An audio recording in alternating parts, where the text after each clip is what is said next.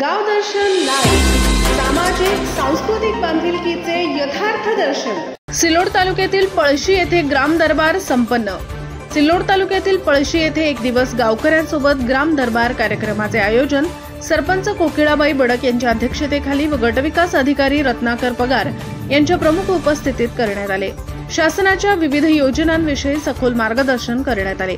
शेतफील्ड बंधाऱ्याचे प्रस्ताव भरावे व शेतातून वाहून जाणारे पाणी शेतातच जिरवावे, शेतीची बांधाबंदिस्ती करावी जेणेकरून गाव जलसमृद्ध होईल व गावाचा सर्वांगीण विकास साधता येईल। यासाठी शेतकऱ्यांनी प्रस्ताव सादर करण्याचे आवाहन गटविकास अधिकारी रत्नाकर पगार यांनी केले। ते आपापल्या विभागाच्या तुम्हाला सर्व योजना सांगतील। प्रत्येक ग्रामस्थांना माझी विनंती आहे की आपण त्या योजना काय आहेत किंवा काय काम करते पंचायत समिती समजून घ्यावं आणि त्याच्यानंतर जे काही योजना असतील त्याच्यामध्ये आपण पात्र बसतो का।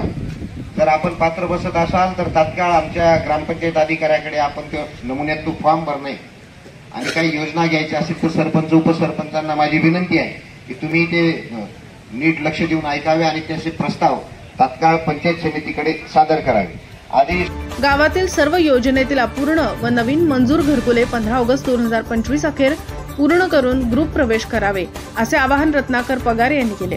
पळशी गावात आढळून आलेले अतितीव्र खूप कुपोषित व मध्यम कुपोषित 3 बालके यांच्या प्रगती सुधारणा करून त्यांना कुपोषित मधून बाहेर काढण्याकरिता सरपंच उपसरपंच व माजी पंचायत समिती सभापती यांनी या 3 बालकांना दत्तक घेऊन त्यांचे संगोपन करण्याचा निर्णय घेण्यात आला।